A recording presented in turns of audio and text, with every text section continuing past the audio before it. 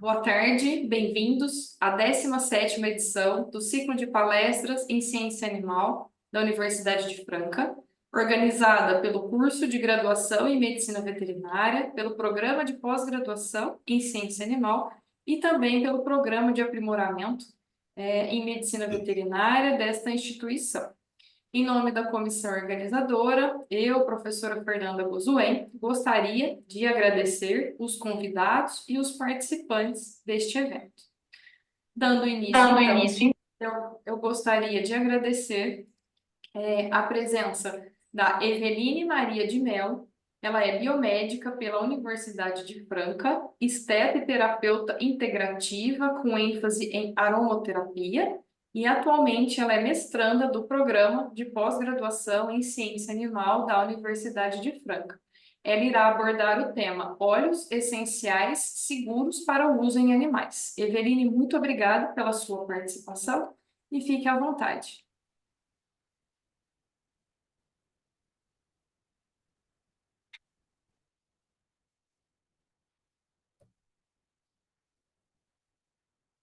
boa tarde. Agradeço o convite e hoje eu abordarei o tema óleos essenciais para uso seguros em animais. Os tópicos abordados é o que é aromaterapia, natural é sinônimo de seguro, caracterização química dos óleos essenciais, as indicações de uso, assim como os óleos recomendados e não recomendados. Primeiro, é necessário entender o que é a aromaterapia. A aromaterapia, ela faz parte das terapias tradicionais chinesa e consiste basicamente na obtenção dos óleos essenciais a partir da destilação de plantas, folhas e caules. A aromaterapia faz parte da medicina veterinária complementar e alternativa, que dá origem também ao tratamento de maneira diversificada, como abordagem holística ao paciente e confere também ao profissional habilitado o trabalho integrativo entre paciente e tutor. E ela não se opõe à medicina convencional, e sim ela entra como uma alternativa, né, de uma maneira integral entre a medicina complementar e também a medicina convencional. Há uma crença também muito amplamente disseminada em relação ao uso de produtos de origem natural. Será que realmente tudo que é natural não faz mal? Será que tem alguma correlação, né? Será que sinônimo de natural é seguro? Será que realmente o uso pode ser não tem um limite de dosagem? Então, isso vai realmente em colocar em respeito, né? E diz muito sobre isso, né? Que nem tudo que é natural é realmente seguro, não pode ser utilizado de uma maneira totalmente desregrada, pois existem diversas substâncias que são tóxicas, né, que têm propriedades e substâncias tóxicas. E falando ainda a respeito dessas substâncias, é necessário avaliar primeiro a caracterização físico-química desses óleos essenciais para avaliar mesmo a sua segurança quanto ao uso. Existem diversas constituintes, porém, os principais são estruturas que podem ser simples, como monoterpenos, e também existem estruturas mais um pouco maiores, um pouco mais complexas, como os sexterpenos. E também tem os fenilpropanoides e os ésteres, que elas dão responsável também pela estruturação da planta. E é obtido através, né, desse processo de destilação, e existem substâncias que podem ser um pouco tóxicas, principalmente para animais, como os fenóis e acetonas. Então, é preciso fazer uma análise cromatográfica, né, através da cromatografia, para avaliar naquele óleo específico, como que é o funcionamento dele, quais são as estruturas que estão presentes nele. E essa análise cromatográfica hoje ela é bastante comum quando você utiliza óleos confiáveis, né, que são de lugares, né, ou às vezes até de sites confiáveis. O próprio fornecedor ele apresenta essa análise cromatográfica. Então é necessário você fazer uma avaliação dessa análise para verificar se aquela substância, se aquele óleo ele é seguro ou não para a utilização em animais. Falando um pouquinho a respeito, né, dessa utilização, as indicações de uso, não é recomendado de maneira nenhuma a ingestão de óleos essenciais. Já existem diversos estudos na literatura que apontam que há sim uma grande toxicidade. E como o óleo essencial ela é uma molécula muito complexa, ainda existe uma certa lacuna de como que o organismo quando você ingere, como que o organismo ele vai se adaptar, como que ele vai reagir. Então, há também essa dificuldade. Então, o sistema gastrointestinal ele não consegue fazer a digestão de uma maneira eficaz por conta da molécula ser muito complexa. Então, há relatos, né, de casos que pacientes que faziam uso, né, via oral do óleo essencial de terem problemas quanto a úlceras, gastrites e dentre outros problemas. Então, há realmente é muito prejudicial para o sistema gastrointestinal o uso de óleo essencial.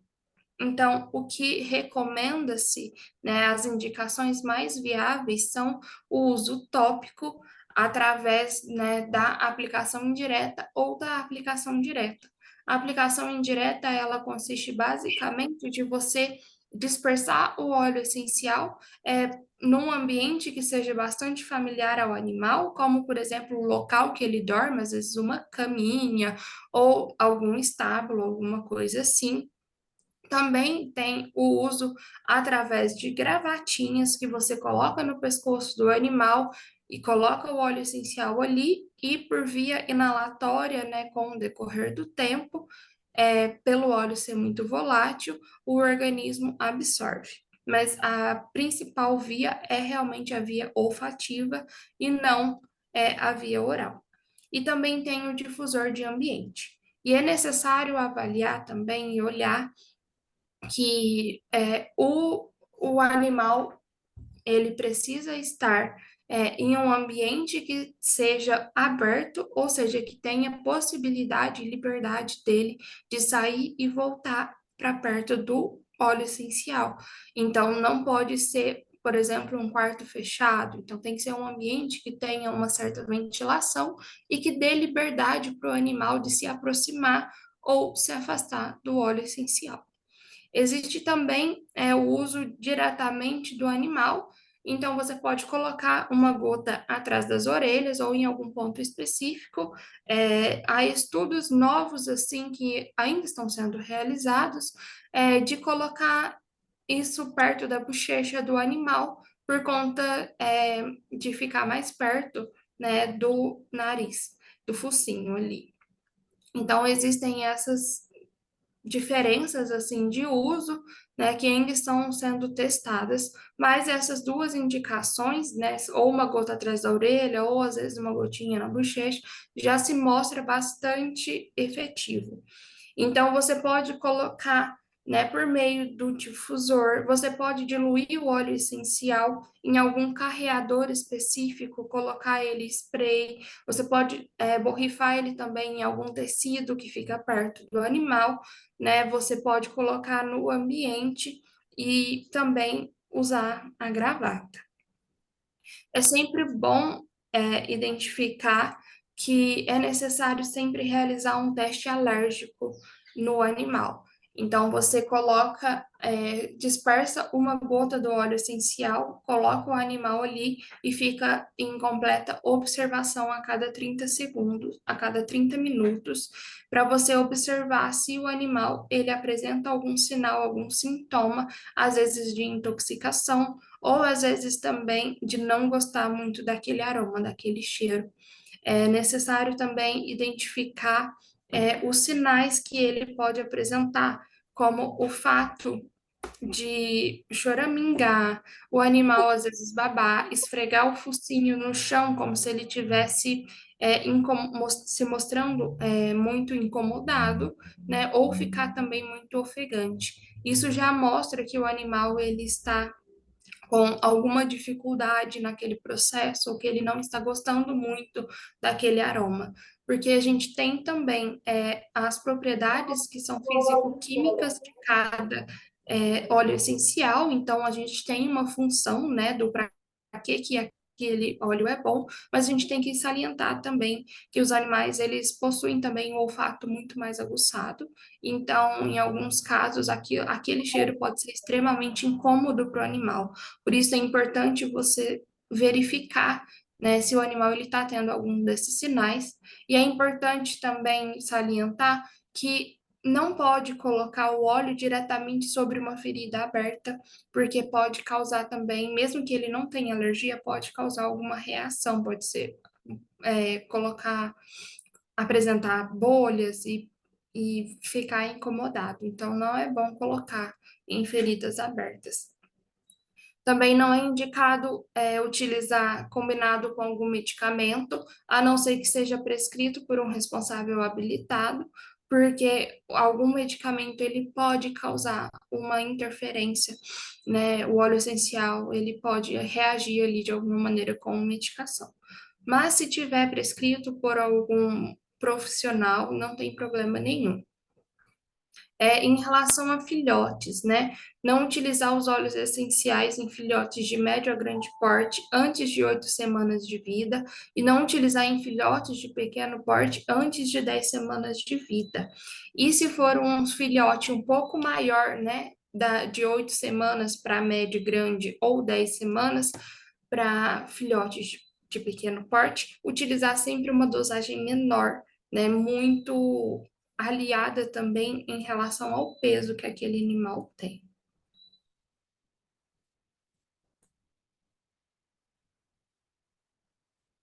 A respeito sobre os óleos recomendados, que seriam óleos realmente seguros para o uso em animais, eu vou dar aqui alguns exemplos, citar alguns óleos, mas existem particularidades que variam de acordo com cada espécie. Então, não é só porque um óleo é seguro que ele vai ser seguro para todas as espécies de animais. Então, é necessário você entrar em contato com um profissional habilitado para verificar se aquele óleo ele pode ou não ser utilizado, porque muitas vezes pode se mostrar tóxico para aquele tipo para aquela espécie. Existem vários óleos e cada óleo tem uma propriedade terapêutica, então ele tem uma indicação para ser utilizado. Eu trouxe aqui alguns exemplos, né, como o caso da lavanda e da laranja doce, são óleos extremamente calmantes, eles possuem um odor um pouco mais floral e ele pode servir para a síndrome de ansiedade de separação, bem como a síndrome de geral de adaptação. Ele é recomendado para animais que têm uma ansiedade e uma agitação muito elevada. Ele também é muito bom para acalmar as irritações cutâneas que podem ser ocasionadas por fatores externos. Então, ele vai proporcionar um alívio dessa tensão e ele também melhora o sono. O óleo de bergamota, ele também é indicado para a falta de apetite e também para animais que se mostram muito inseguros ou que também têm muito medo. Então, por exemplo, se o animal ele possui um medo em relação a algum objeto, você pode tentar associar o cheiro, né, o aroma da bergamota àquele objeto, e isso pode se mostrar bastante eficaz. O limão siciliano, ele serve muito bem para reduzir estados hiperalertas. A manjerona, ela também é muito eficaz, né, para síndrome de ansiedade de separação e para animais que se mostram muito carentes, que têm uma dificuldade muito grande de permanecer em algum local sozinho, né, ou que também tem uma dificuldade de se afastar do tutor. Então, ele acaba ficando um animal muito agitado, ele late bastante, se for, por exemplo, o caso de um cachorro, ou ele se mostra, né, e ele dá sinais de que ele não consegue ficar sozinho. Então, a manjerona é excelente para isso. O cedro, ele é muito bom para usar, para repelir pragas e promover a pelagem saudável, né? Deixar o pelo com um aspecto mais saudável. E ele pode ser utilizado muitas vezes com algum óleo carreador ou também ser diluído em shampoo desde que não ultrapasse 1% do volume total, porque se ultrapassar, isso pode se mostrar tóxico para os animais. O óleo de copaíba também, ele é muito versátil, né? Então, a gente tem relatos na literatura que ele pode auxiliar o fígado, melhorar o Uhum. trato urinário. Então, às vezes, em um caso, se o animal, às vezes, ele apresenta uma incontinência urinária, ou às vezes, Tá, se ele vem tem cá. muita dificuldade de micção, Então, né? E ele também melhora, né, o trato respiratório, auxilia o sistema nervoso, ele também é um ótimo calmante para peles irritadas e sensíveis, auxilia também o sistema cardiovascular. Então, ele é um óleo muito versátil e também tem propriedades bastante calmantes, né, para o corpo, né, para o sistema do animal. E falando sobre os óleos essenciais, é importante verificar se aquele óleo ele pode ou não ser utilizado para aquela espécie ou para aquele animal. É bom salientar e frisar bastante o uso da melaleuca, porque ele é altamente tóxico para quase todos os animais. Então, algumas espécies que eu vou citar aqui, você vai perceber que não pode ser utilizado em quase nenhum. Então, por exemplo, vou citar alguns exemplos aqui dos cães. É claro que existem uma lista muito grande, tanto para óleos seguros para uso em animais, quanto para óleos que não são seguros para os usos em animais. Então, vou citar algumas espécies aqui e dar exemplos de alguns óleos que não são seguros. Por exemplo, para cães, o óleo de bétula melaleuca, também conhecido como tea tree, cássia. Óleos quentes também, como canela, cravo, alecrim, tomilho e orégano, não são recomendados. Para gatos, por exemplo, os óleos cítricos, como uva, limão, lima, laranja, bergamota, tangerina, também não é seguro. O melaleuca, óleos quentes também, como orégano, hortelã-pimenta, o cravo, alecrim e o tomilho, não são seguros para esses animais. Para pássaros, por exemplo, em alguns casos, a melaleuca não é tóxica, então pode ser utilizada. Óleos cítricos, né, para pássaros, como uva, limão, laranja, tangerina e bergamota, não são recomendados, bem como óleos calmantes, né, por exemplo, né, o de lavanda e de copaíba, que eu até citei, né, que se mostrariam seguros para uso em animais, porém, no caso dos pássaros, não. Para roedores, óleos quentes como de canela, orégano, o tomilho, enfim, não se mostram seguros. A melaleuca também não. Para peixes e anfíbios também, os óleos quentes não se mostram seguros, né? Canela, orégano, alecrim, tomilho, e aqui a gente tem um adendo também, o óleo de pinho.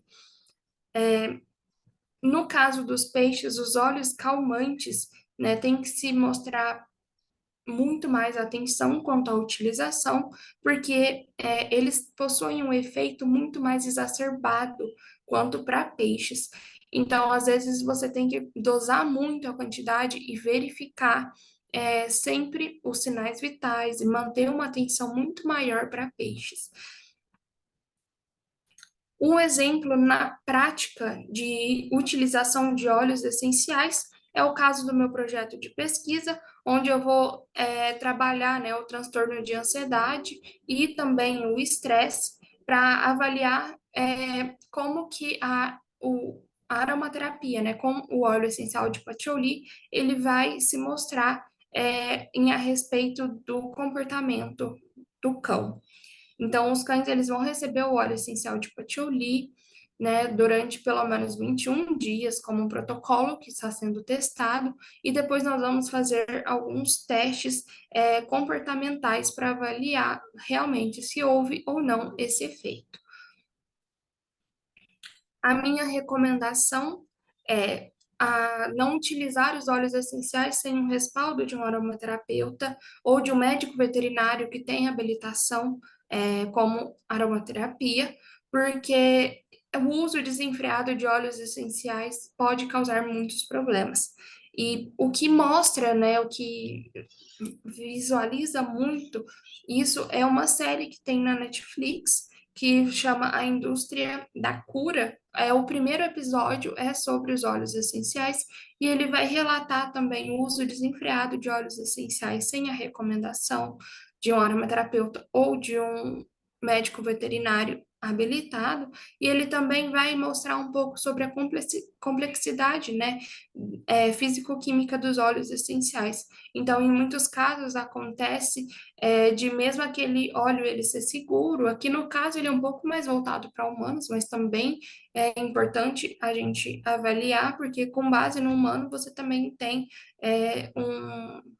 um fator e pode utilizar como uma pré-avaliação para animal. Então, ele vai mostrar realmente que, assim, mesmo que um óleo seja seguro, quando ele não é usado corretamente, ele causa muitas reações alérgicas, muitas dificuldades. Então, é importante você verificar também, e é muito interessante assistir, é um episódio rápido, né? Ele não demora mais que uma hora, né? E é importante também para você avaliar, né, que mesmo que um óleo essencial, igual a gente tem algumas marcas por aí, que são famosas e tudo, e o que elas mostram justamente é que como o óleo essencial delas é, entre aspas, né, 100% puro, então que pode ser ingerido, né, sendo que um óleo, né, ele já é 100% puro, por isso se chama óleo essencial. Então, ele vai mostrar um pouquinho sobre essas diversas fases, assim, da aromaterapia. Aqui são listadas, né, algumas referências. Se vocês quiserem também, eu deixo aqui o meu e-mail, é evelinemelo5@gmail.com, para o caso, assim, de vocês quiserem ter alguma observação, alguma dúvida, ou mesmo precisar de alguma avaliação, de algum apoio, né, com relação à aromaterapia, vocês podem entrar em contato comigo. Gostaria de deixar aqui o meu expresso agradecimento à Universidade de Franca e à CAPES por essa oportunidade de falar sobre esse tema que é tão importante e que muitas vezes existem algumas barreiras ainda, né, com relação à aromaterapia. Muitas pessoas às vezes se mostram um pouco relutantes no sentido de, nossa, será que realmente tem um efeito? Né? Então, é muito importante abrir espaços de falas para a aromaterapia e para que ela também seja cada vez mais difundida e utilizada, né, no ambiente clínico e também no ambiente pessoal de cada um. Agora eu fico abertos para eventuais dúvidas. Qualquer dúvida vocês podem mandar no chat, né, ou me mandar um e-mail que eu estarei respondendo. Eveline, muito obrigada pelas suas explicações, né? Eu acho que é extremamente importante essa forma que você abordou, né? Não é porque é natural que vai sempre fazer bem em todas as ocasiões, né? Isso é muito importante que a população tenha essa conscientização, né? Não só nós como médicos veterinários, mas a população externa como um todo, né? E outra coisa que eu achei extremamente interessante você abordou é a gente conhecer a procedência, né? Igual você comentou da importância das análises cromatográficas para a gente saber quais são os princípios ativos que ele tem, quais são os majoritários. Isso faz toda a diferença no tratamento, né? E eu achei interessante também outro ponto importantíssimo que você abordou, é a, a junção, né, a associação desse tratamento com os já consagrados, né, com os convencionais. Não só utilizá-los isso de forma isolada, né? Mas de forma complementar. Eu acho que foi muito feliz nessa fala, né? Nessa explicação aí, justamente porque às vezes a pessoa acha que é só isso, talvez vai resolver o problema. Não. A gente tem outras formas de tratamentos que podem ser aplicadas e de uma forma excelente associadas aí a esses óleos essenciais, né? Então, muito obrigada, Eveline, pelas suas explicações, pelas suas abordagens. Em nome, então, aqui da comissão organizadora, de todos os programas envolvidos no evento, eu te agradeço mais uma vez. Muito obrigada pela sua participação. Eu que agradeço. Na sequência, então, eu gostaria de convidar e já agradecer a Micaela Silva Carrijo, que ela é médica veterinária, formada pela Universidade de Franca, e atualmente ela é aprimoranda, né, no programa de aprimoramento profissional em medicina veterinária, na área de extensão rural gado de leite, né? Então, muito obrigada, Micaela, pela sua disponibilidade em poder atender ao nosso convite. A Micaela vai abordar sobre silagem de milho, lucro ou prejuízo. Micaela, fique à vontade.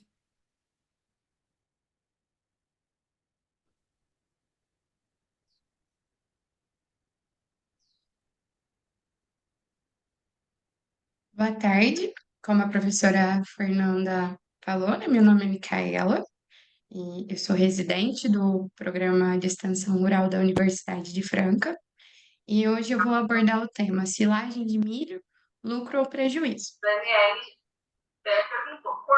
A silagem de milho, ela consiste, tanto a silagem de milho quanto qualquer outra silagem, consiste em armazenar uma forragem em anaerobiose para fazer com que tenha esse alimento em conservação por um maior período de tempo. Os tipos de forragens que podem ser utilizadas, temos como opção o sorgo, o capim-capiaçu, o girassol, porém o mais utilizado é o milho. Para fazer com que a silagem de milho ela venha a ser lucrativa, ela precisa passar por diversos pontos. Para ela ser uma silagem ideal, precisa ter vários cuidados. Desde o cuidado no plantio até a colheita no tempo ideal, no tempo correto. Como exemplo, se a colheita for feita com a matéria seca do milho com menos de 30%, vai fazer com que tenha excesso de água. Isso faça com que tenha o que é chamado de choro da silagem. Neste choro da silagem, faz com que que ocorra perda de nutrientes. Esse choro da silagem é, quando fica uma água escorrendo ali no canto do silo, né? Você chega numa propriedade, é possível você ver essa água. Então, isso é chamado de choro da silagem. Isso representa que essa silagem ela foi colhida num tempo errado, numa matéria seca menor que 30%. Isso vai ser prejudicial. E também é importante que não seja colhido acima de 35% de matéria seca. Por quê? Isso vai dificultar a compactação no momento que essa forragem é colocada no local, né? Seja numa trincheira, seja numa silagem de superfície.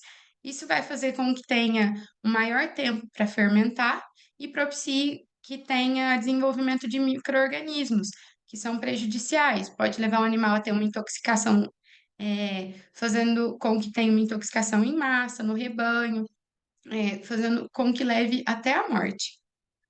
Outros pontos importantes também da silagem, para se ter uma silagem ideal, é a vedação, né? A utilizar uma lona correta, é, observar para que os animais não tenham contato com essa lona, né, após ela ser colocada no silo, após terminar todo o processo.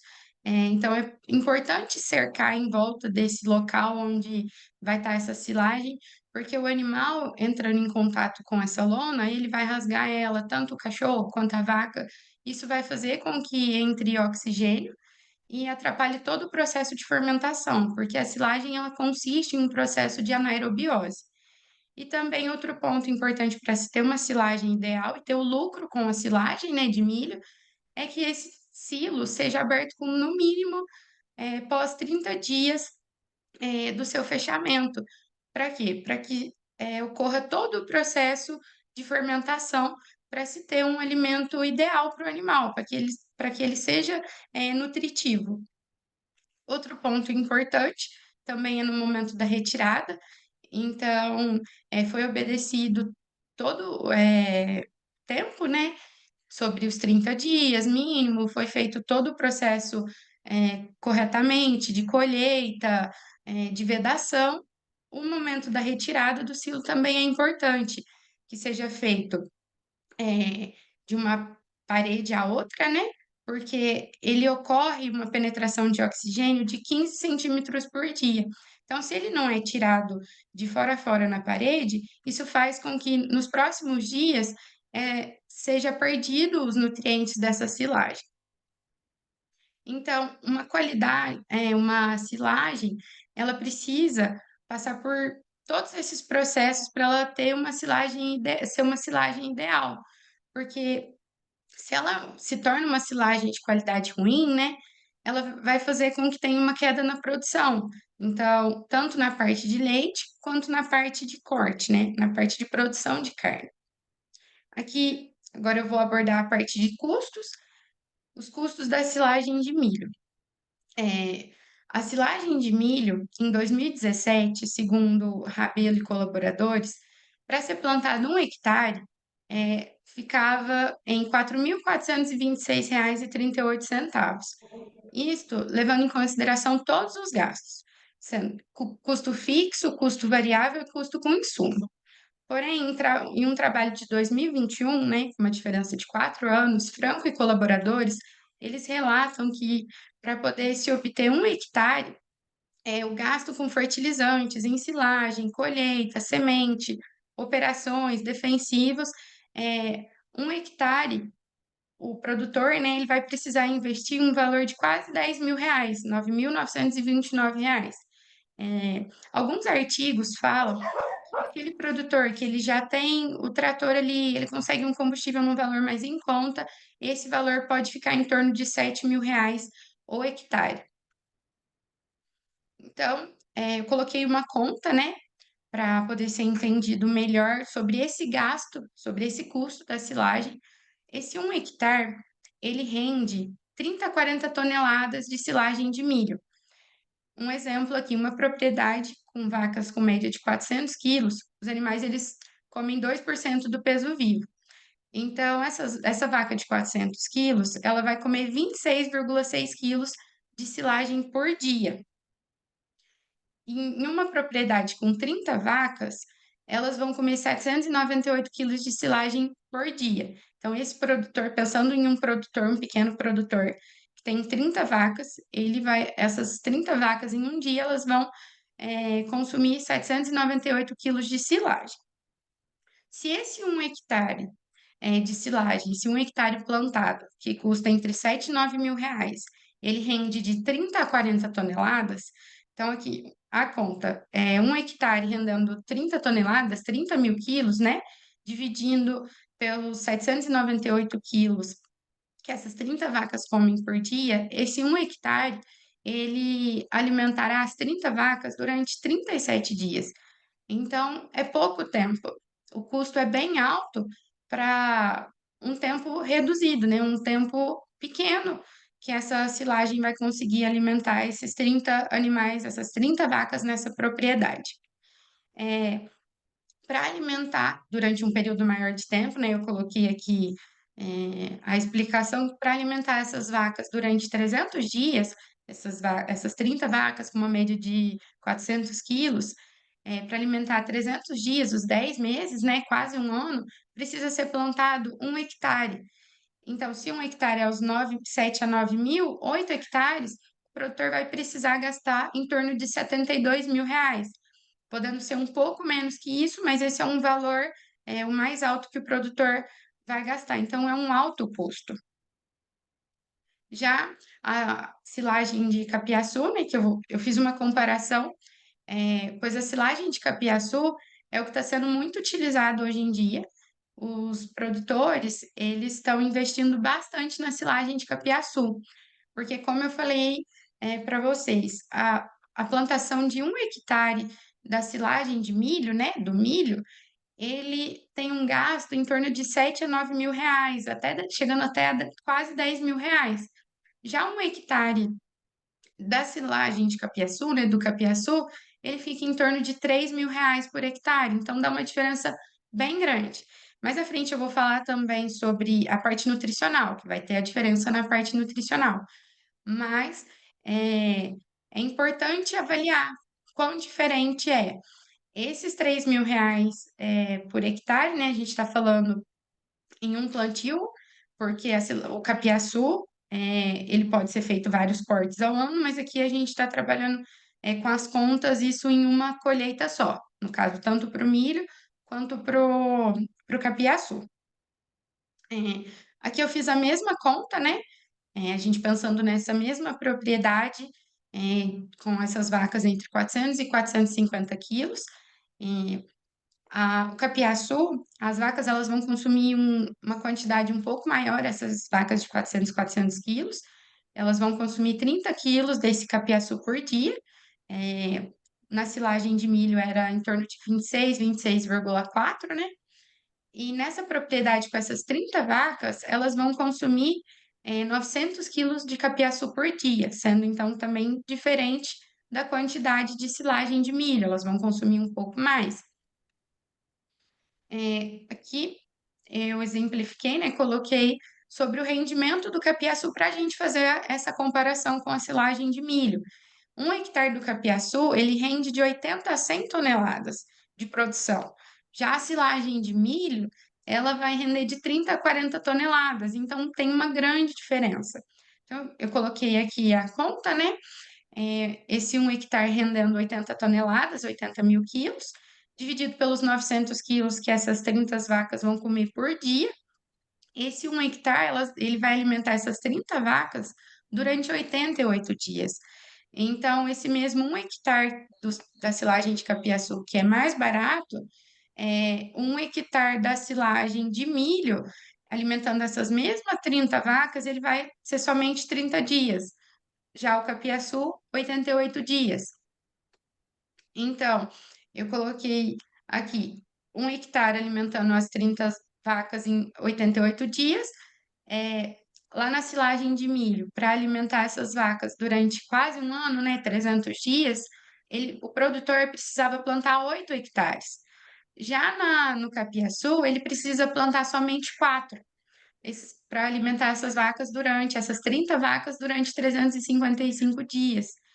Então, ele vai ter o valor de plantando 1 hectare os 3 mil e os 4 hectares em torno de 12 mil reais.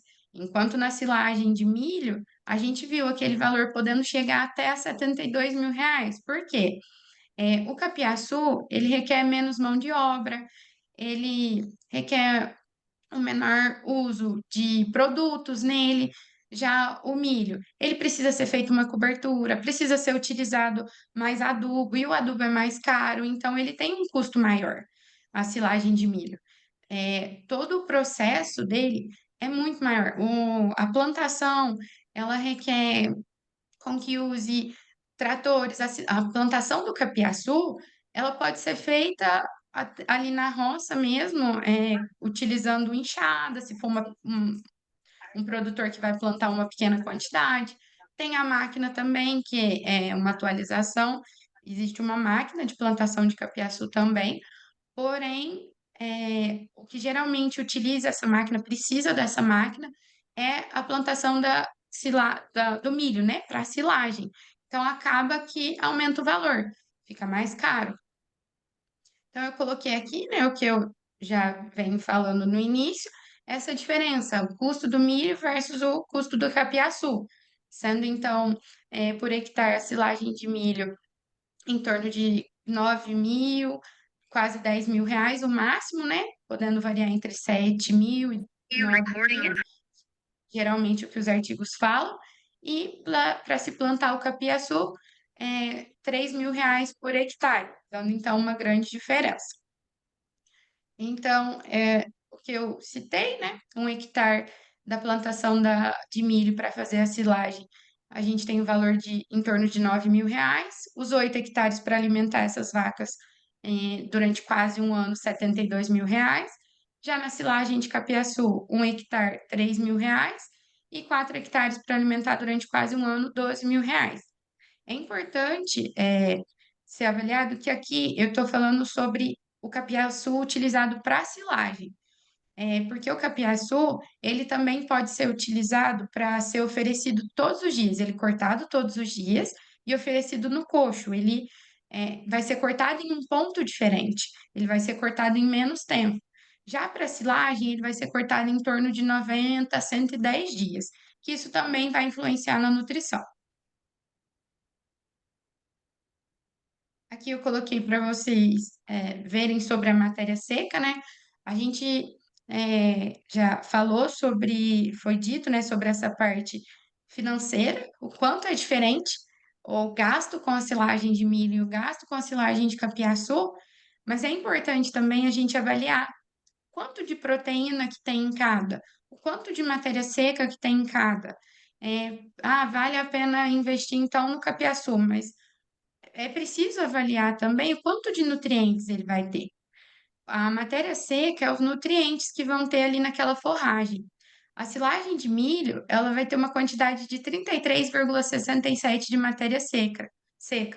Já o capiaçu, se ele for cortado com 90 dias, ele vai ter 18% de matéria seca. Já com 110 dias, 20,4% de matéria seca. A quantidade de proteína bruta também, que é algo muito importante, na silagem de milho, ela vai ser de 7,5. Já no capiaçu, a proteína vai ser no total de 5,1. Então, a gente vê bastante diferença. Na nutrição, a parte nutricional da silagem de milho é muito maior. Então, esse animal que consome, né, a silagem de milho, que é ofertado para ele a silagem de milho, é, ele vai dar mais leite, ele vai produzir mais. Aqui um outro ponto, que eu também coloquei, um ponto importante, é que o capiaçu, no ponto ideal para ser feito a silagem, que é entre 90 e 110 dias, o ponto ideal de corte, né, de colheita, para ele poder ser ensilado, ele não ter água, para não ocorrer aquele choro que eu falei para vocês lá no início, para não ter perda de nutrientes, ele vai ter uma quantidade maior de lignina, que é a parte dura da forragem, é a parte que tem uma maior dificuldade de digestão. Quando o animal consome, ele vai ter uma maior dificuldade em digerir, em transformar aquilo em nutriente. Então, o capiaçu, ele vai ter uma quantidade maior de lignina, entre 7 e 7,7, nesse tempo de 90 a 110 dias, que é o tempo ideal de colheita para fazer a silagem. Então, a pergunta, né? Silagem de milho é um lucro ou um prejuízo? Eu vou dizer para vocês que, segundo o artigo, segundo os produtores, isso vai depender da realidade de cada fazenda.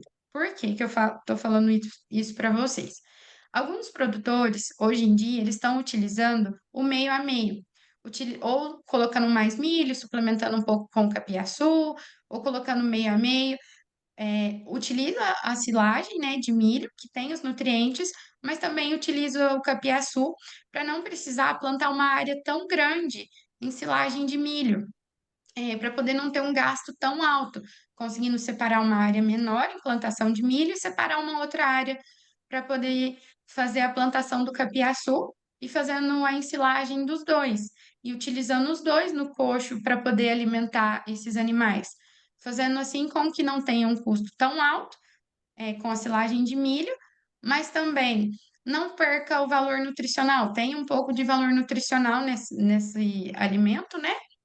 Para poder o animal ter uma boa produção de leite. E outros locais, eles preferem usar somente o capiaçu. Por quê? Às vezes esse produtor é um produtor que ele não quer aumentar a quantidade de leite, é um pequeno produtor que às vezes nem fornece para laticínio, é um produtor que tira o leite ali para fazer um queijo ou para consumo próprio ali na propriedade. Então, essa fazenda com essa realidade, o capiaçu funciona muito bem, porque ele vai ter um custo menor, é, ele não vai ter um gasto tão alto e vai conseguir alimentar os animais. Porém, em fazendas que têm interesse em uma alta produção, a silagem de milho é muito importante, ainda continua sendo a melhor opção. Então, vai de acordo com cada propriedade, com a realidade de cada propriedade, o que que o produtor busca.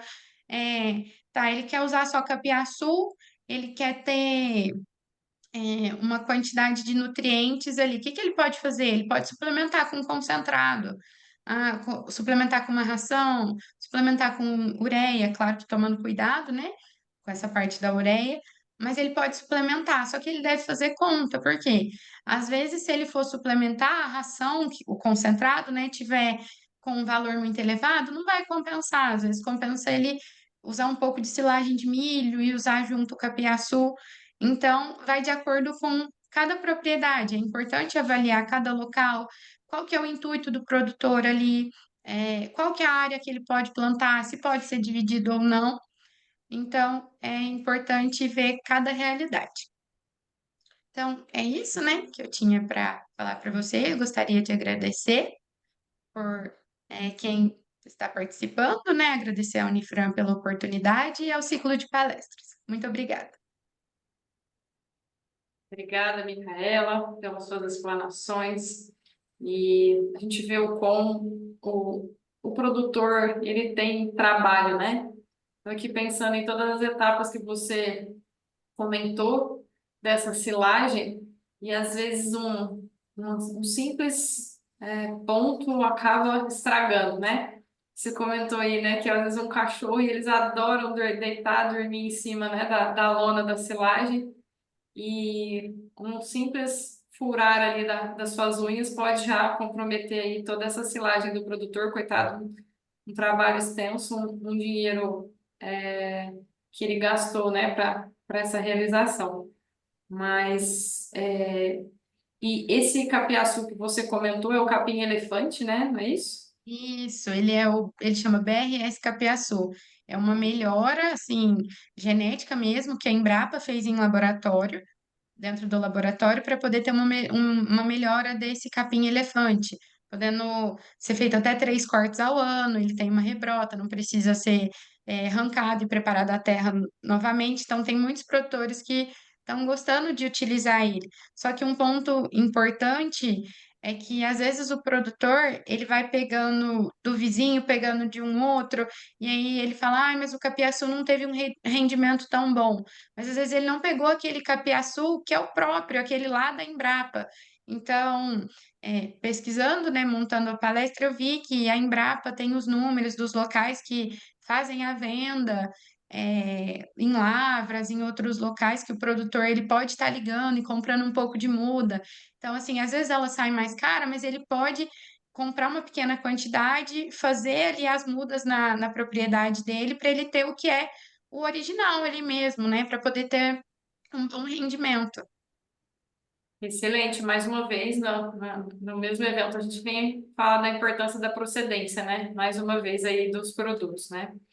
Mas, Micaela, acho que é isso. Acho que você, no final, aí resumiu bem. Não dá para a gente engessar uma situação, né? A gente precisa avaliar a propriedade como um todo, a disponibilidade do produtor, os tipos de animais, enfim, né? Acho que tem muito fator envolvido aí. Acho que isso que é importante a gente considerar.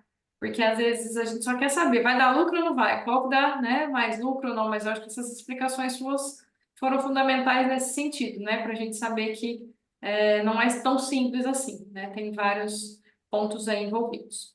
Micaela, mais uma vez, muito obrigada pela sua participação, pelas suas explicações. Mais uma vez, eu gostaria então de agradecer tanto a Eveline quanto você. Não poderia deixar de agradecer também aos 3 programas envolvidos, da graduação, da pós-graduação e do aprimoramento.